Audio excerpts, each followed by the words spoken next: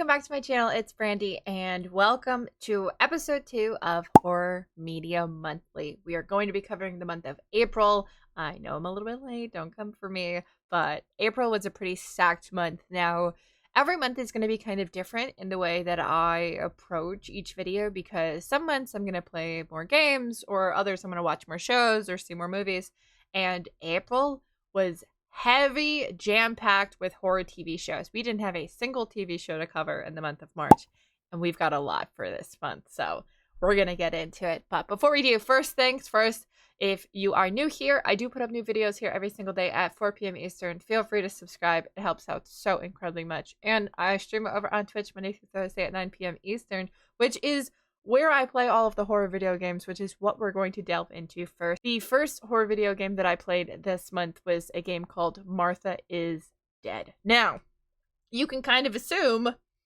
what that means, but I'll give you a little synopsis. So for those of you that haven't played, Martha is Dead is a dark first-person psychological thriller set in 1944 Italy, and it is $29.99 on Steam. The game throws you directly into everything, where you are Julia and you are a photographer, and your family is a bit split because your dad is German and your mom is Italian, so that's, causing all of these problems during war times. And then, of course, what happens? You find your sister dead in a lake, and it's crazy, and shit literally hits the fan so incredibly quick that it's hard to honestly tell you anything about this game without spoiling things, because it's wild and it's super within your head. There's so much psychological stuff going on. There's a little bit of exploration. It's not very open world or anything of that nature. It's pretty linear, and it is a little confusing at times. I had to kind of figure out my direction on stuff because it doesn't always tell you where to go. And there are quite a few times where there are open options for you to start doing other quests, but it won't allow you to complete them and to do other things first, which was a little weird. Overall, the story was good. It ends with a huge twisty twist that was so twisty, I didn't see it coming. So definitely recommend this game. I think it's worth it. So definitely pick it up if you see it on sale or can grab it. It's a good game. And then the second horror game we played this month is a game called Shunsen Zero. Probably butchered that, but this game actually just came out at the end of March, so I was trying to get on it as quickly as I could. It is a psychological horror game that takes place on a supernatural Japanese bullet train. Yeah, you heard that right. You're on a train for the whole thing. You're stuck in this, looping different train cars, and you're looking for anomalies. Now, anomalies, for anyone that doesn't know what that means, it's differences that were not in the previous train car. So there are 2 different levels to this, and you kind of have to go through and look at everything really closely and then memorize what's in there. And then as you go through the other train cars, you have to look for those same things. And if you see anything out of order, and it's even the tiniest little things, something will come and kill you. So you have to make sure you're spotting everything. I think the game wasn't super scary, but it definitely had me on edge because I wasn't sure exactly what was going to trigger the monster or the ghost. I didn't know what it was, and I won't tell you what it is, so you can figure it out. But this game was, it was a quick game. It wasn't very long, super short playthrough. And you can do it multiple times, though, because apparently there are so many anomalies and I didn't even get to see all of them in my playthrough. So it definitely has replayability. The game is available for $6.99 on Steam, so it's a cheap game.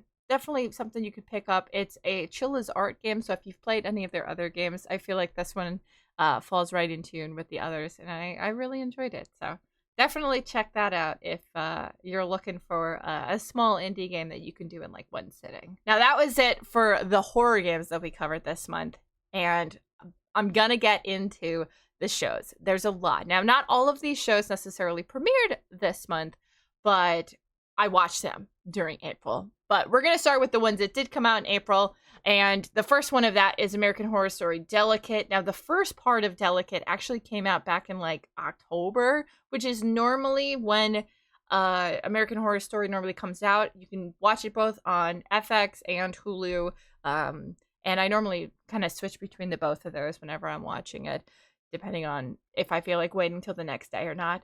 But it originally, the first half of it came out back in October before the writer's strike, and then they took a break. So it was split into part 1 and part 2. So this was the end of part 2, which wrapped the whole story.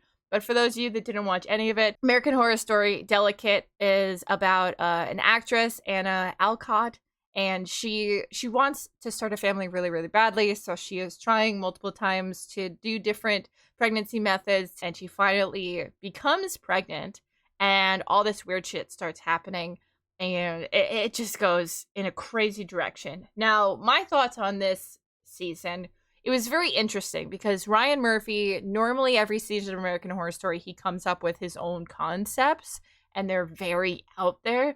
This is the first time American Horror Story has actually pulled the source material from somewhere else, and this was also based off of a book, apparently. It's not a book that I've read, and not only that, but it felt very much like Rosemary's Baby. If you have seen that movie, this gave me those vibes 100%, and the second half of it confirmed everything that I was already thinking, which it doesn't really leave a whole lot up for you to be like, what's gonna happen? Like, this season felt like it was holding my hand the whole way through. Like, did you see that? This happened. Now this happened. Look what's happening next. Like, I thought the season was okay. Honestly, it was one of the weaker ones in my opinion. I thought the acting was like subpar, honestly, this season. Not necessarily from Emma Roberts, but just there was a lot of non-familiar faces this season. I just was like, I take it or leave it. And especially coming off of the last season, American Horror Story New York City. If you didn't watch that one, I thought that one was incredible. And it was a lot of different actors I wasn't familiar with, and they knocked it out of the park. So coming off of that, this one was a little bit weaker for me.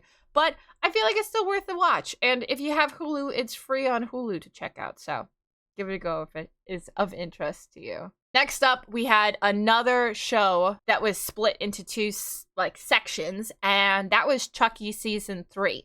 The first half of this also premiered back in October when it normally does, and again, we had the writer's strike, so they only did a couple episodes then, and then they wrapped the rest of the season up this past month.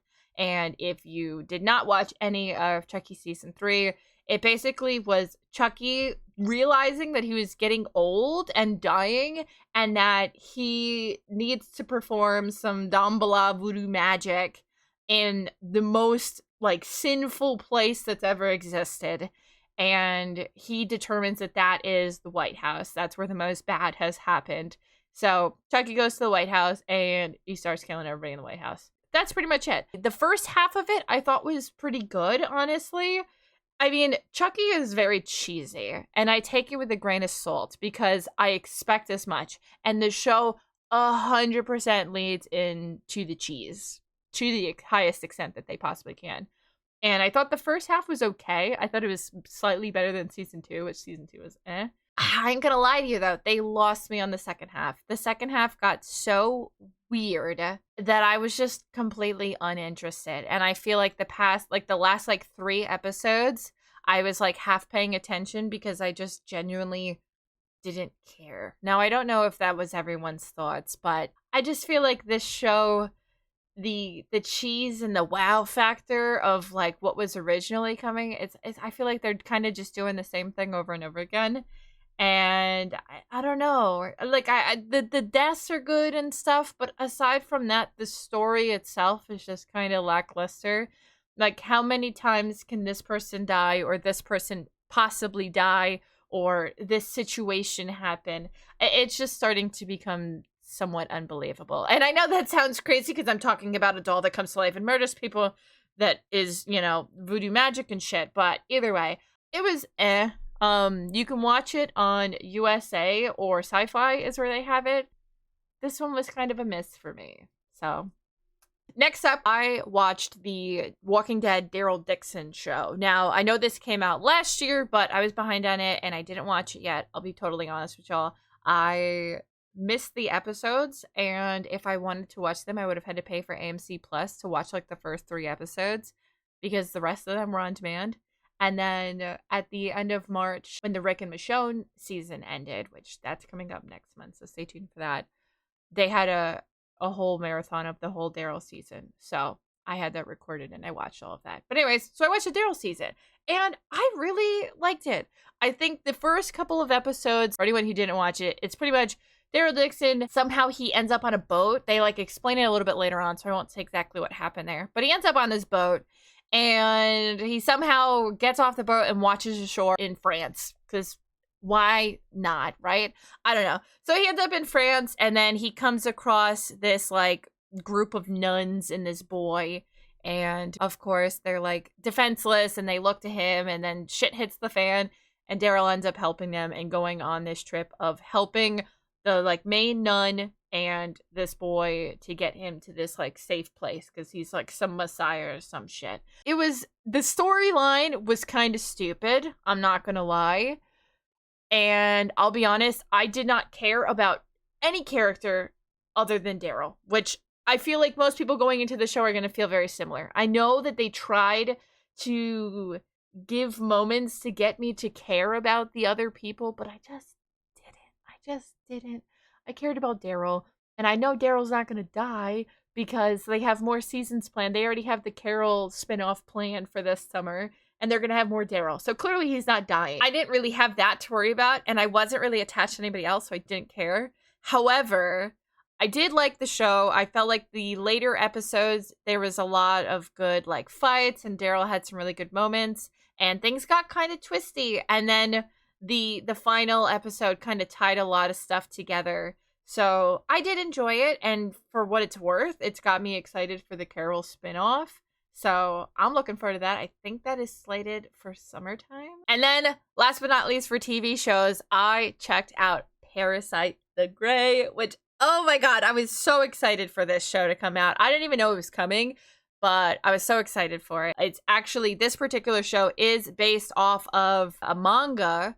Well, it's a manga and a TV show. There was an anime called Parasite that came out like almost, what was it, like 14 years ago now, something. I watched it in like early college. And the whole premise is it's very much like Invasion of the Body Snatchers, where there are these parasites that come down from outer space, and they're like these little bugs, and they can crawl into you. And basically, once they crawl in, they like take over your brain. And then the person is no longer a person anymore. You are now a parasite. You don't have your emotions, your thoughts, your anything. You're essentially dead. And then this thing has just taken over your body. The main girl, she ends up being attacked in the beginning of the first episode, and a parasite crawls into her body, but the parasite uses too much of its energy to heal her that it doesn't fully take over her brain. So she's like half human, half parasite. And you can assume what that would mean for the world that they're in. Now, these parasites look exactly the same as humans. There is nothing different about them to differentiate them. There is this whole problem, obviously, that there are these parasites around that are killing people and eating people, and they can't determine which one is a parasite and which one's a human. However, the show does start off, this particular one, which is its own story. This is not like an adaptation of the manga. The anime is a direct adaptation of the manga. This one is its own story, which I really love because you don't have to know anything about Parasite to watch this show. You can dive right into this and absolutely love it. I watched the entire show in one day because I was enjoying it so much. I just kept binging it. I don't want to go into too much because I don't want to spoil it, and I highly, highly recommend this show if you have not watched it. It is on Netflix. Definitely go check it out. It's a Netflix exclusive. And for those of y'all that do know the manga or the anime, just wait, because there was something good in there. And then last but not least for this month, we're going to cover the movies that I watched. Now, I only saw one horror movie in the theaters, and that was The First Omen. I had a couple others that were planned. Things fell flat or short or whatever. So that was the only movie that I saw in theaters, but I genuinely thought it was pretty good. For those of you that don't know, The First Omen is about a young American woman who is sent to Rome to begin a life of service to the church, but she encounters a darkness that causes her to question her faith, and then she uncovers like all of these conspiracies and different weird stuff that is going on within the church that makes her question everybody around her. This movie, if you don't know, it is supposed to be a prequel to the movie The Omen, and it really is a direct prequel. Like, this movie pretty much concludes long before the Omen even starts, if to not spoil anything. And I thought it was pretty good. I'm not a big fan. Like, obviously, I know what the Omen is, and I've seen that movie, and I'm familiar with the premise. I am not a big fan of movies that are like the church based and someone's possessed and then this and this. I feel like we've been there, we've done that a million times, so it is not necessarily my cup of tea with things. However, I do like the movie The Omen, so I wanted to see the direction this movie took and where it would go from there. So I was pleasantly surprised. I did, however, see literally everything coming. Like, nothing about this surprised me. I feel like I suspected every bit that was coming forward, and I was right in all of my predictions. The only thing that threw me off was where it ended. I thought would we get a little bit more. It kind of ended on a, well, here's this, boom, and then you're kind of left to be like, oh, okay, that's that. All right. So I wish we got a little bit more. But overall, I thought it was a good movie. It's still in theaters. By the time this is out, might not be in theaters everywhere because it was on the tail end recently. But definitely recommend it if you can check it out, and definitely check out The Omen as well if you have never seen it, because you'll be able to bridge the gap between that movie and this movie very easily once you've seen both. Secondly, I actually, for the first time, got to watch a movie. This movie came out in 2018, and that is a movie, Hereditary. Now, so many people talk about this movie, and they talk about how it is like A24's goriest, grossest, most disturbing movie they've ever put out. And I don't know. I don't know if I felt that. I'll be honest. I've watched a lot of movies, and I've watched a lot of weird movies, and I've watched a lot of movies that have, gory parts and gross parts and weird parts. I don't watch, like, the bottom of the iceberg type movies, but honestly, this one wasn't really that bad. For anyone that doesn't know what the movie is, it's a mentally ill mother passes away, and her husband, son, and daughter are all mourning the loss of the grandma that passed away. The family then turns to different means to handle their grief, and they each begin having these disturbing and otherworldly experiences linked to these sinister and emotional trauma things that have passed through the generations of their family. Now, this movie was just weird all around. The mom is like, she makes these miniature house displays, and she's just weird. She's a creepy lady to begin with, let alone any of what's going on. And then they got a little girl who's also super creepy and, like, doesn't really talk and just is weird. And then the son is, like, so recluse from everybody else. He's just kind of weird. And then the dad is like, I guess he's there, sort of. But the whole family is just weird to begin with. In terms of, like, gore and weird shit, there's literally only one moment with any sort of real gore that happens, and you only get glimpses of it. It's really not that bad. And then, like, the weird stuff, I feel like, doesn't really culminate until the very end of the movie. And it wasn't even that great of a payoff, Like, I feel like it was being weird for the sake of being weird, as opposed to me being like, oh, okay, now it's all coming together. It was just, honestly, it was just okay. I was expecting so much more from it, from everyone who has talked about this movie, because I hadn't seen it yet. It was just okay for me. But definitely worth the watch if you want to check it out. I thought it was at least interesting. I don't think it was a bad movie, but it wasn't great. Go give it a watch if you haven't yet. And then last but not least, I watched the movie Bodies, Bodies, Bodies. This movie was on Netflix. It actually came out in 2019. And if you are not familiar with the movie, it is basically during a hurricane, a bunch of childhood best friends decide to get together at this guy David, which is Pete Davidson, at his house where he throws this party. He's got, like, this big mansion. He brings all his closest buddies. And then they decide to play this murder mystery game called Bodies, Bodies, Bodies. And then they end up discovering a real life dead body in the house, and shit just hits the fan.